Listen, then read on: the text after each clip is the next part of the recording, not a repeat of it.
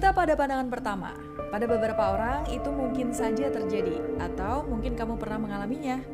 Cinta pada pandangan pertama biasanya diawali ketika kita melihat sosok orang yang kita jumpai dan kita terpesona saat pertama bertemu. Mungkin karena parasnya, penampilannya, atau tingkah lakunya yang manis.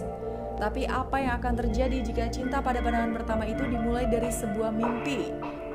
Terima kasih sudah mampir di channel Mistik Lagi, channel yang membahas segala sesuatu berbau misteri yang menegangkan sekaligus membuat bulu kuduk meremang. Dan di video kali ini kita bakal ngebahas kisah cinta sejati yang berakhir ngeri. Semua cerita ini dimulai dari seorang pria bernama Karl Tanzler. Ini dia orangnya. Dia seorang pria asal Dresden, Jerman yang lahir pada tanggal 8 Februari 1877, atau tepatnya 145 tahun yang lalu. Dari penelusuran informasi yang kami dapatkan, ternyata dia punya banyak nama. Di catatan pernikahannya di Jerman, namanya ditulis sebagai Georg Karl Tanzler.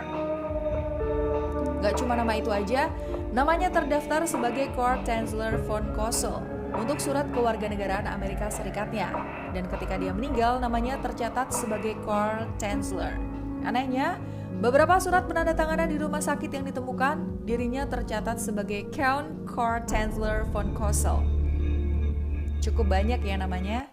Ternyata dia punya banyak nama karena memang ada alasannya. Simak dulu perjalanan hidupnya. Tak ada sesuatu yang menarik pada kehidupan remajanya. Tak ada catatan kenakalan, kriminal, atau kejadian-kejadian yang melibatkan dirinya di masa remaja. Dia tumbuh sebagai anak pada umumnya. Saat berusia 12 tahun, dia mimpi bertemu dengan seorang gadis cantik, berambut hitam, bermata coklat, dan kulitnya juga berwarna sedikit gelap yang menandakan bahwa gadis itu bukanlah Caucasian seperti dirinya. For your information, Caucasian adalah sebutan ras untuk mereka yang berkulit putih, berambut pirang, punya mata berwarna seperti orang-orang yang sering kita sebut sebagai bule. Sedangkan gadis dalam mimpinya itu mungkin Asian atau mungkin juga Hispanic. Hispanic adalah sebutan buat orang-orang seperti di foto ini. Karena gadis yang dimimpikannya ini sangat cantik, dia terus terbayang-bayang dan berharap suatu hari bisa bertemu dengannya. Tanzler muda adalah lulusan Medical University di Jerman. Dari catatan yang kami peroleh, dia pernah melakukan perjalanan dari India ke Australia dengan tujuan akhir ke Kepulauan Laut Selatan. Singkat cerita, sampailah Tanzler di Australia. Awalnya dia cuma melipir, tapi akhirnya dia tertarik untuk tinggal lebih lama. Dia sempat bekerja di bidang kelistrikan, bahkan membeli properti dan tinggal di Australia selama 10 tahun.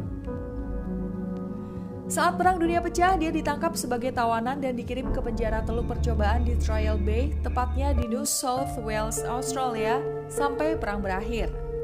Sayangnya, sampai perang berakhir pun tak ada satupun tawanan yang diperbolehkan kembali ke negara asalnya. Semua dikirim ke kamp tawanan pertukaran yang ada di Belanda. Setelah dirinya dibebaskan, dia menemui ibunya dan menikahi seorang gadis Jerman bernama Doris Anna Schrafer dan memiliki 2 orang anak dari hasil pernikahannya. Karena tak melihat prospek bagus di Eropa setelah Perang Dunia berakhir, dia memutuskan untuk pindah ke Amerika.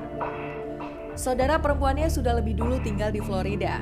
Akhirnya pada tahun 1926, dia membawa serta istri dan kedua anaknya pindah ke Zipperillis, Florida, Amerika Serikat, menyusul saudara perempuannya itu.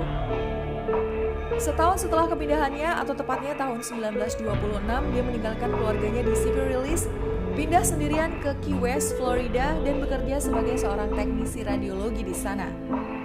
Di tempat kerjanya ini, dia memakai nama Karl von Cosel.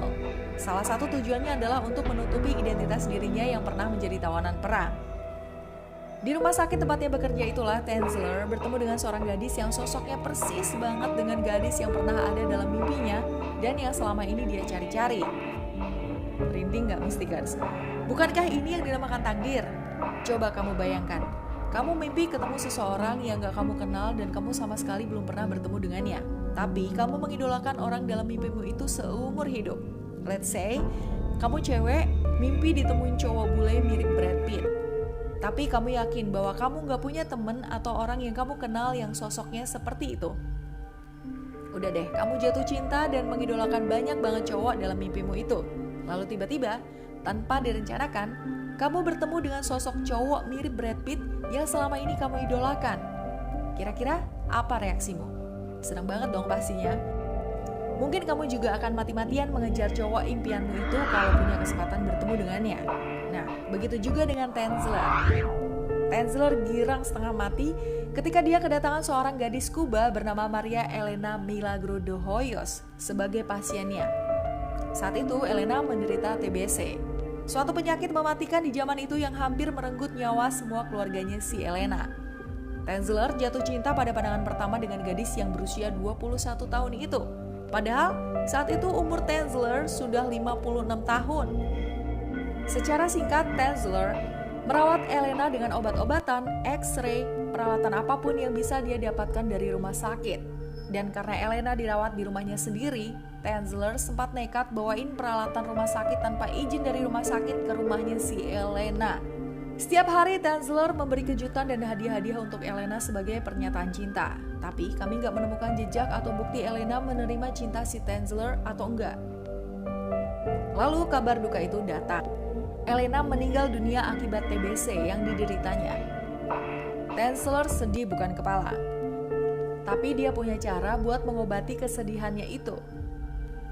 Sebagai penghormatan dan ungkapan rasa cintanya, sekaligus menutupi rasa sedihnya, Tenzler meminta izin kepada keluarga Elena untuk membangun sebuah makam yang megah bagi gadis pujaannya itu.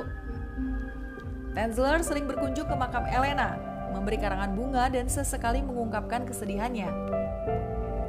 Lalu pada suatu malam, tiba-tiba Tenzler mendapat mimpi. Dalam mimpinya, Elena berkata bahwa ia merindukannya.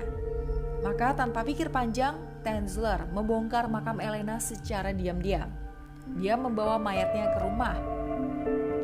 Karena kondisi mayat Elena ini sudah rusak akibat pembusukan, maka Tenzler segera mengakalinya.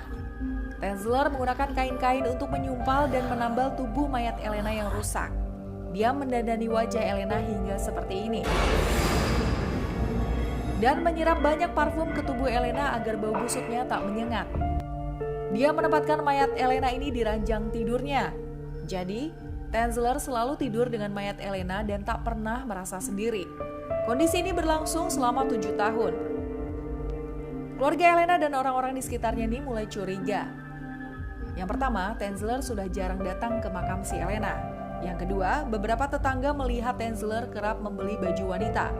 Dan bahkan suatu malam, ada tetangga yang melihat Tenzler sedang berdansa dengan seorang wanita, tapi wanita tersebut gak pernah keluar dari rumahnya. Akhirnya, desas-desus tentang keanehan Tenzler ini tersebar. Singkat cerita, aksi Tenzler ketahuan. Pihak berwenang segera mencari bukti atas laporan yang ditujukan pada dirinya. Lalu, apa yang ditemukan sebagai barang bukti cukup mencengangkan. Selain menemukan mayat Elena yang tergeletak di ranjang, mereka juga menemukan sebuah tabung porselen di kemaluan mayat Elena. Tabung tersebut diduga sebagai barang untuk untuk melakukan kegiatan penyalur syahwatnya. Proses pemeriksaan berlanjut dan Tenzler dinyatakan cukup waras buat menjalani persidangan. Tenzler dijatuhi hukuman atas tuduhan menghancurkan kuburan dan pencurian jenazah. Kasus ini sempat menggemparkan dan jadi perbincangan publik saat itu. Tak sedikit orang yang justru bersimpati dan menganggap bahwa Tenzler adalah pria yang romantis. Netizen saat itu berkomentar bahwa Tenzler tipikal pria setia sejati. Tapi tak sedikit pula yang beranggapan bahwa Tenzler mengidap nekrofilia, yaitu suatu kelainan berupa ketertarikan untuk menyetubuhi mayat atau memiliki rasa ketertarikan terhadap mayat.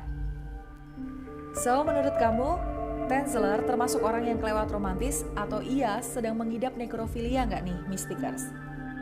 Tulis pendapatmu di kolom komentar ya.